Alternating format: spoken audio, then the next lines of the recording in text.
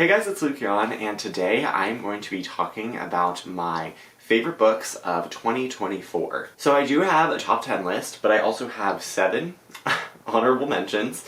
So, yeah, let's just jump right into it because we do have a lot to cover, and I'm super excited to talk about all of my favorite books of the year. I'm going to start with the honorable mentions and we're going to work our way up. So the first honorable mention that I have is The King of Crows by Luba Bray.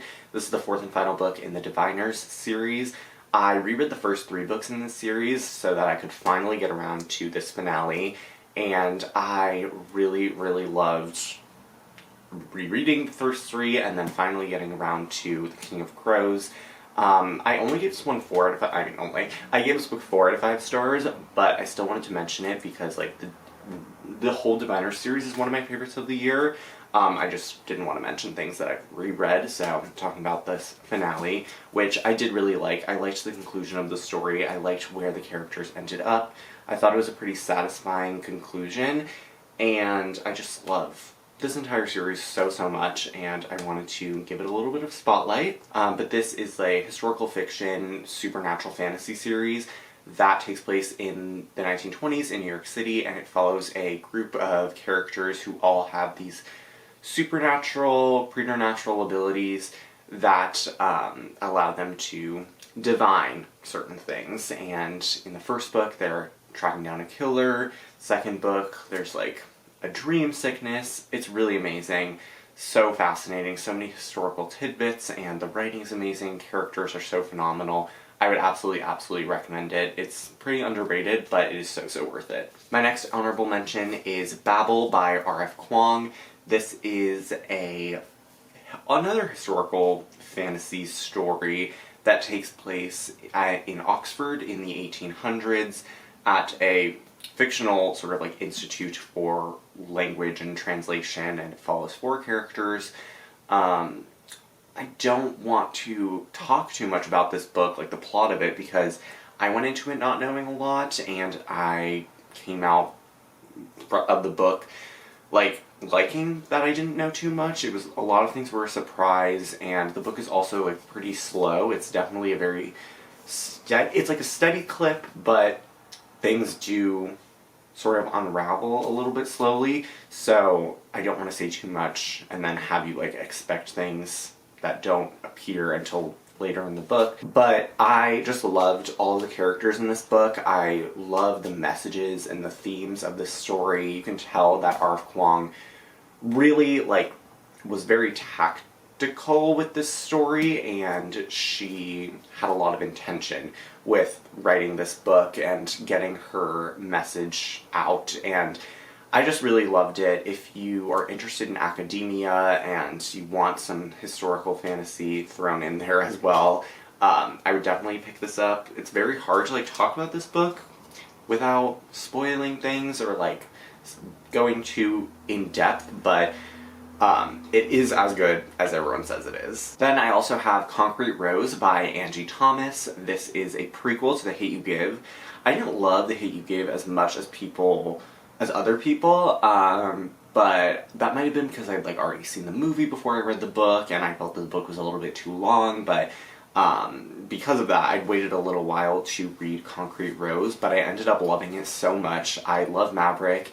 I thought his story of being a young dad and balancing work and school and fatherhood and all of that stuff was just really poignant, and there's a lot of messages about race and just discussions about black men and how they are not allowed to show emotion, and I just thought it was a really profound book, and it made me it almost made me tear up at certain points just because of how realistic certain aspects were and how Angie Thomas just writes her stories. And yeah, I really enjoyed it. I felt with this book what I think a lot of people felt with The Hate You Give. So yeah, it was definitely a great story, and I would recommend it as a contemporary novel for sure. Then I have Bloodmarked by Tracy Deonn. I do own a copy of this book. It's just in a stack over there and I didn't want to pull it out, but is the sequel to Legendborn. I read it in August and I really, really loved it. I enjoyed the series tremendously. It takes place at UNC Chapel Hill. It deals a lot with like ancestral magic and King Arthur, and it just, you think that it wouldn't work mashing all of those things together, but it absolutely does. And I can't wait for the third book, which comes out this year. Another honorable mention is The Paradise Problem by Christina Lauren. I read this in May, and I just read it at the perfect time. It is my second favorite Christina Lauren book after The Honeymooners, and it was just great. Like, it takes place in Indonesia. The romance is amazing. All of the side characters are really intriguing. I loved the setting. The plot was addicting, and yeah, definitely one of my favorite romance books of the year. Then my second to last honorable mention is The Familiar by Leigh Bardugo. I have a whole reading vlog up for this book, so you can catch my feelings on that, but it is set in the Spanish Inquisition, and it deals with magic and things like that. I talk a lot more about it in that video, of course. I also include spoilers, but I just thought it was so magical. I love Leigh Bardugo's writing. I thought that I got out of this book exactly what I was expecting and then some. So would definitely recommend this. It's probably like one of her least popular books at the moment, but it's so worth it for sure. And then the last honorable mention that I have to talk about is Fatebreaker by Victoria Aveyard. This is the third and final book in the Realmbreaker series, which I read like each book when they came out, and then I was super excited for this one when it released last year, and I just thought it was great. Like, Victoria Aveyard really knows how to write a finale. Talk a little bit more about that later. And I just thought the way the characters ended up in this story was really satisfying. The plot, I got everything I wanted out of it. I thought the writing was great. I love this world. It's one of my favorite fantasy worlds, and I would be remiss if I did not include this conclusion on my list. Okay, now we can get into the top 10, and my number 10 book is Foul Lady Fortune by Chloe Gong. This is the first book in a spin-off of the These Violent Delights duology, so it's part of the Secret Shanghai universe, and it takes place in Shanghai, and it follows one of the characters from that original duology as she embarks on a spy mission when the Japanese Imperial Army's invasion of China is imminent. So I really loved it. I thought that the romance in this book was like top notch. I really liked the way that Chloe Gong incorporated aspects of the Shakespeare play As You Like It. I thought that was really intriguing. I loved the spy aspect. The book was like so addicting, and I was on the edge of my seat the entire time. I never knew what was going to happen next, and I love this world. I can't wait to read the sequel. Number 9 was a little bit surprising, but it was Dark Star Burning, Ash Falls White by Amelia Wen Zhao. I say surprising because I liked the first book, Song of Silver Flame Like Night, but I didn't love it. And I kind of felt the same way as I was reading this book. I liked it a little bit more. Like, I thought the plot was more interesting. We'd already established the characters and the world and everything, so we kind of just get into the story, and it's a lot shorter as well, and I love Amelia's writing as well, so I was liking it more than the first book, but then the ending came, and I was like, I have to give this book 5 out of 5 stars. It just was so amazing. Like, the ending, I still think about it sometimes, like, just how amazing it was. Amelia Zhao really, like, went there for the ending. Like, I appreciate an author who takes risks, and she definitely pulled it off. I came to, like, appreciate all of the different aspects of this series even more when I finished the book, and I think it's a super solid duology. Number 8 is Destroy the Day by Brigid Kemmerer, the third and final book in the Defy the Night series, which is a series I really enjoy. It takes place in a world where there is this sickness that can only be cured by this moonflower, and we follow a main character who, along with a friend, goes out at night and tries to steal moonflower to bring it to people who can't afford it. And then another character we follow is the prince, who is meant to carry out justice to people who do that very thing. So, sort of like enemies to lovers. It's a great series. I love Brigid Kemmerer's fantasy world, and I thought the ending of this was super satisfying. The structure of this book was also just very unique, but I think Brigid Kemmerer pulled it off so spectacularly, and I just couldn't stop reading the book. Like, it's nearly 600 pages. Okay, that's a lie. It's like nearly 550 pages, but it just flew by. Like, I was never bored while reading the book. There was always something happening, and then the ending I thought was just the perfect way to bring everything to a close. Number 7 is Warstorm by Victoria Aveyard, the 4th and technically final book in the Red Queen series, which I binged in February, and Warstorm was a great finale. As I said earlier, Victoria Aveyard knows how to write a series ending, and this book is no exception. It's humongous, but I read it in like 4 days during the semester, which, let me tell you,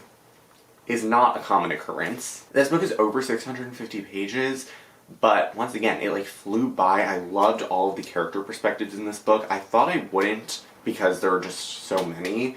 There's like 6, and like a few of them we've never heard from before, but they blended so well. The plot was like, oh my god, like I still think about aspects of this book to this day, and I just loved it. I thought it was amazing. I love this world. I love this series. It's super hyped, but I feel like it's also, like, on BookTube, it's, like, hyped for being, like, not as good as people say it is, but I think it's as good as some people say it is. Like, it is phenomenal. Like, the characters are great, the world is so complex and, like, interesting. It's just such a cool setting, and I love, like, the powers, and the characters, like, they grew on me so much by this book that I would read about them going to Target. So, yeah, definitely had to include this one as well. Then number 6 was the first book that I read this year, and that was Castles in Their Bones by Laura Sebastian. By this year, I meant last year. I'm still not used to the fact that it's 2025, but I was so caught off guard by this book. Like, I did not expect to give it 5 out of 5 stars whatsoever. I thought I would enjoy it, and that it would be like a cool fantasy story, but I read it in like so quickly. It was addicting. Like, I've said that about a few books so far, but this book is addicting defined. Like, the plot was like a roller coaster. I could not stop reading. When I had to put the book down because of like me needing to eat and stuff like that, like, I didn't want to. It's a pretty chunky book, but it was just like, I read it in like one fell swoop. I could not stop reading. The characters are so interesting. And it, like, I don't even want to explain it because I barely knew anything going in, and I was so surprised by all of the different, like, plot twists from the get-go, and you just need to read it. It's so underrated. You have to pick it up, please. Number 5 on my list is The Mirror of Beasts by Alexandra Bracken. I love Alexandra Bracken. She's one of my favorite writers, like, ever. And this is the sequel to Silver in the Bone. It's a conclusion to this duology. I just realized, like, how many conclusions I have on this list, but if you can knock a conclusion out of the park, it will end up on my favorites list. And this one was no exception. I love this series. It's a take on, like, Arthurian legend. It's set in modern day, but the main character, Tamsin, is just one of my favorites that I read from this year, and the plot was, like, so engaging and unexpected, and there were so many surprises that's in store, and I love the mythology in this book, and it's just great. Like, Alexandra Bracken, I know I will always enjoy one of her books, and I'm so excited for what she's going to come out with next, and this is probably her, like, least read series, and not sure why, because it's great. Then number 4 is The Four Winds by Kristin Hannah. I literally just realized that. And this is a historical fiction book that takes place during the Dust Bowl. And once again, I was not expecting to love this as much as I did. I really enjoyed Kristin Hannah's books in the past. I think The Nightingale was like my number 1 book the year that I read it. And I knew that I would like this book, but just not to the extent that I did. Like, the Dust Bowl doesn't seem like a super intriguing topic to read about, but it was. I loved the main character, Elsa. I really liked the other narrator, Loretta, her daughter. Well, like, I didn't like her as a person, but I thought her character was interesting, and the places this book goes is just, like, once again, I love authors who take risks and, like, really go there and are not afraid to do that. And Kristin Hannah did that, for sure. I cried. Well, I didn't cry, but, like, I was teary by the end of this book, and she will just her books will always make me feel, and what more can you ask from an author? What more can you ask as a reader? And yeah, I think, like, she's one of my favorite historical fiction writers. The way that she blends, like, historical events with fictional characters is just is something to marvel at, truly. And, you know, this might sound like a boring book, but it's just, you have to pick it up. You have to, like, give it a chance. And you will be blown away. And you will cry. So, yeah. Number 3 on my list is Beasts of Ruin by Ayanna Gray. This was a book that I read very early on in the year, but it solidified this series as one of my favorites ever. This is one of the best sequels that I've, like, ever read. It was just, like, I was not expecting to just love this series all the way through. I really loved Beasts of Prey, but I thought, like, okay, I'll wait until, like, a little while to read the second book. I was not, like, dying to read this, but then as soon as I started it, I knew that I had to finish it, like, immediately, because it was just so gripping, so engaging. The characters grew so much in this installment. The plot was perfect, like, it was perfectly paced. The structure was amazing. The writing is so transportive. The setting is phenomenal. I love all of the Pan-African mythology in this book, in this series, and I never knew what was going to happen next, and that has definitely been a trend in this video. I feel like I've said that a lot, but it was true with this book as well. And I feel like the series is so underrated, and I don't understand why. It is, like, it is fantastic. Please, please, please pick it up. If you love fantasy, if you love mythology, if you like quest adventure stories, and just amazing characters. My number 2 slot went to All This Twisted Glory by Tahereh Mafi. I also have a reading blog dedicated to this book, and yeah, I mean, obviously I go into more depth in that, but this is one of my favorite series at the moment. I cannot wait for the 4th book. Like, I'm dying. I need to read it. I need it right now. This was a phenomenal installment. I don't think there was another book this year that I was anticipating more. I don't think there was a book in this series, a book that I read this year that I don't think there was a book this year that I was anticipating more, and I don't think there was a book this year that made me feel like as much as I did while reading this. And really, like, this and the next book that I'm going to talk about are sort of, like, depending on my mood, they could be number 1 and 2, but I put the second book in this series, number 1 last year, so I was like, okay, I'll give it number 2 this year, I'll let another book shine, but, yeah, it was really, really amazing, definitely deserving of one of the 2 top spots this year. And my number 1 book, my favorite book that I read in 2025, was Yellowface by R.F. Kuang.